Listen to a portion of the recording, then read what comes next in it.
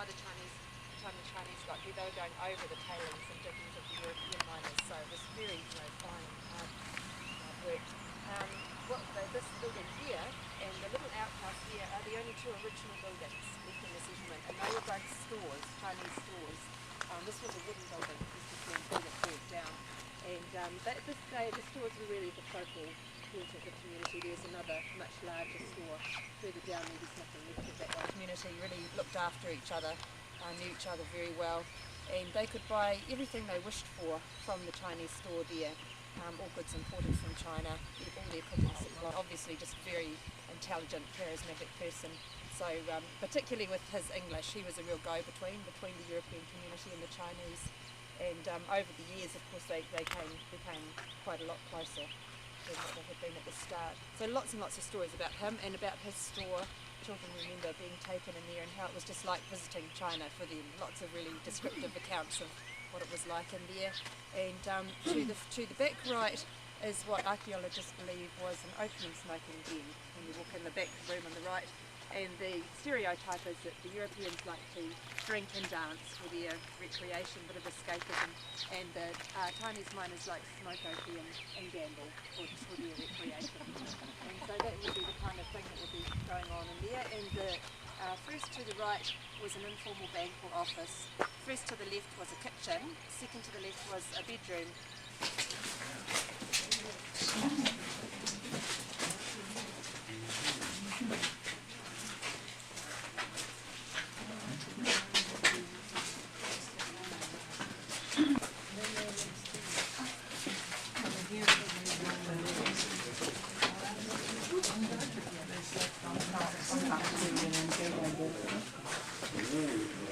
Switch on the light.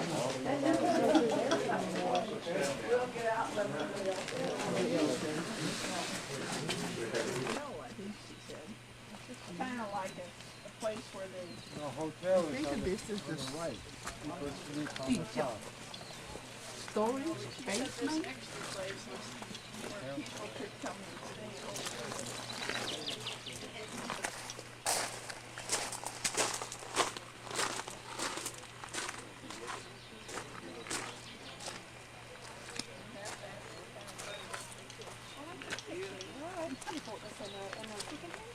Because I needed something that looked the part and was warm.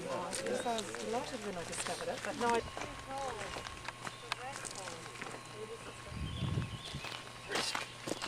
Some trees, but then there's all the European trees. There's hawthorn and elderberry and rowans and willows and things, and they were all planted. None of these were here, of course, when the Chinese originally came, but all these European trees were planted by the European miners to remind them of home, just to recreate what they knew from home. But they never grew that well back in England or wherever, but here they just grow like weeds. They just take over. Bowling club rooms, and lawn bowls is a very popular sport in New Zealand. So just out of these, and this is the only church still regularly used. Just quite recently the Presbyterian Church stopped holding services because they didn't have the congregation, but the Catholic Church is very, very much bought by the church in the 1890s, and a school was opened there, one of the first schools in Arrowtown, and the school teacher that was brought out from Australia to open and run the school was a Catholic nun called Sister Mary MacKillop, and of the cribs now, but this little one here, the brownie one here we're just driving past, that's still a holiday home and very infrequently used. That place sold last year for 475,000. So that gives you some indication of what's happening in Arrowtown these days. And of course it's the gold rush now is in real estate, with property prices have just absolutely soared. And that used to work very well until on one occasion they had a very large Irishman, and he was duly chained up to the wooden log, but they found him several hours later in the same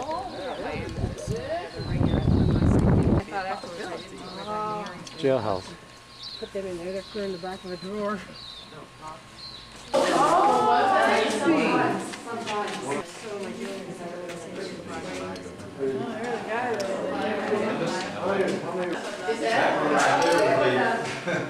They're still really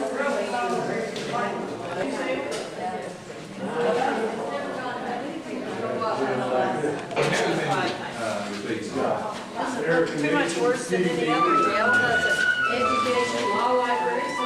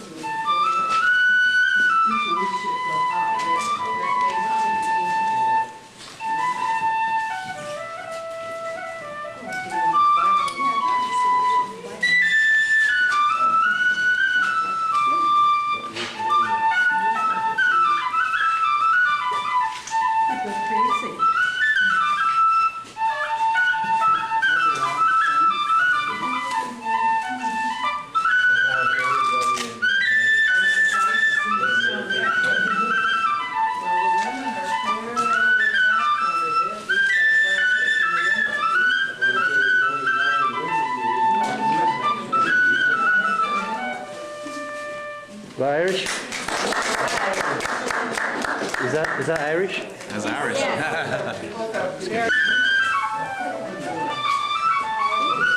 Get out of the way here.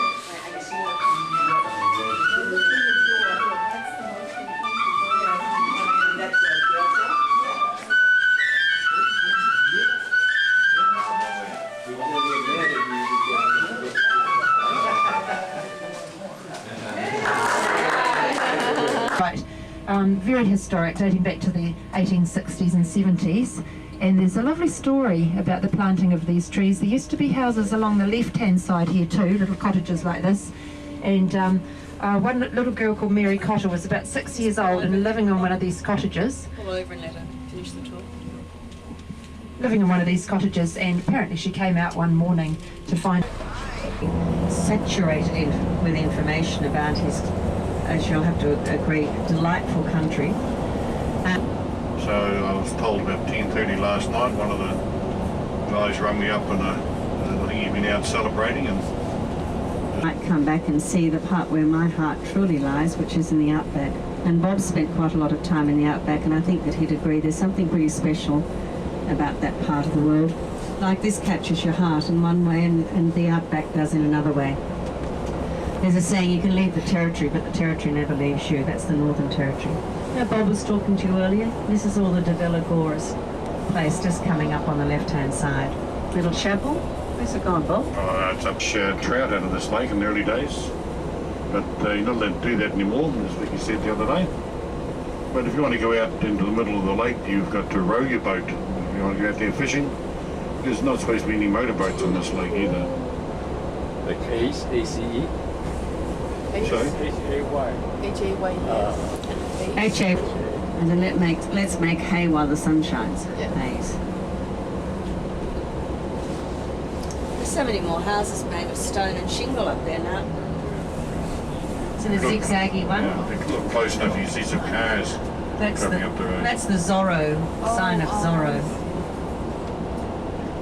Now, De Villa's property, and beside it is a chapel.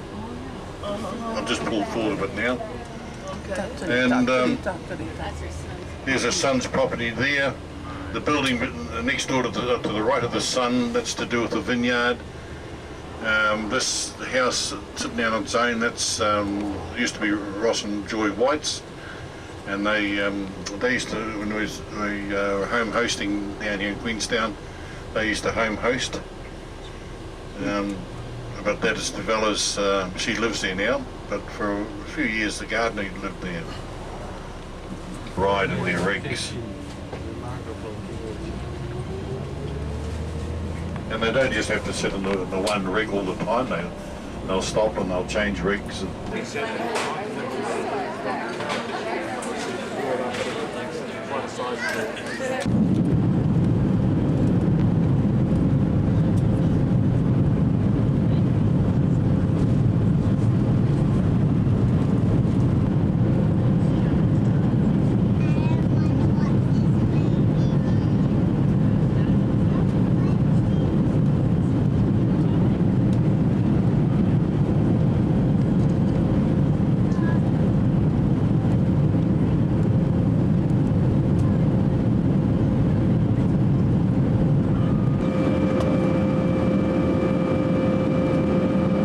Available at the price of $2. We have the choice of orange juice, lemonade or Coca-Cola. We also have a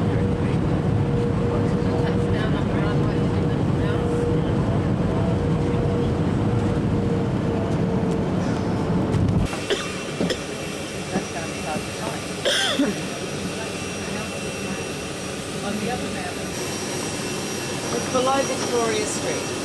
They might have a better map of the home. John Godfrey, his name is. John Godfrey, our driver. Arthur Godfrey? I don't know. Are you related to Arthur Godfrey? I think he's something to Not do that I know of. the vacuum cleaner people. No, not Godfreys. even with that. No, No, darn. we're the beer people. Oh, beer. Are you? Up that way, to the left. It's very tidal here. Sort of mud flats visible at the moment. A lot of bird life down there. Pretty treacherous. I need to be fairly savvy on that. In fact, I was reading the newspaper yesterday with these super container ships that they're looking to introduce. They're going to create quite a challenge when they're coming to New Zealand, because there's also a magnificent road. Love your job. The Mount Hobson, I think. Queenstown from Grand Circle Tours calling. I've got group of 42 who should be there at the hotel within half an hour. So let you know it's raining, they're not going to get to the No, there's no view there today. Emerging through the fog up ahead of us. It's just over 328 metres high. And it is taller than the one in Sydney, except that it's only really the fact that they put a taller aerial on it that makes it higher. It's only bigger because they put the big aerial on it. Albert Park, it's actually walking distance from the city, the hotel where we're staying.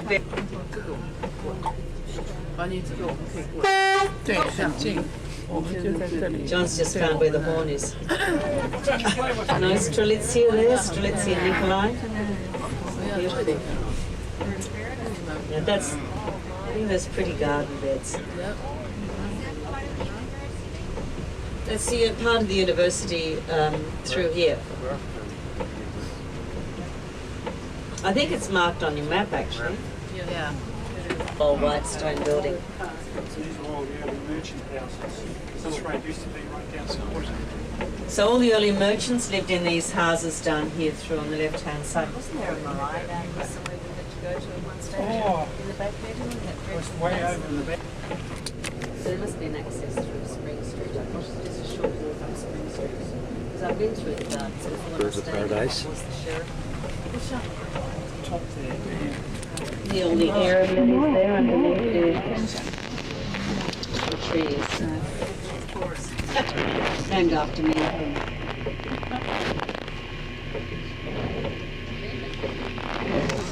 I know. It's amazing, isn't it? Everybody knew I was coming.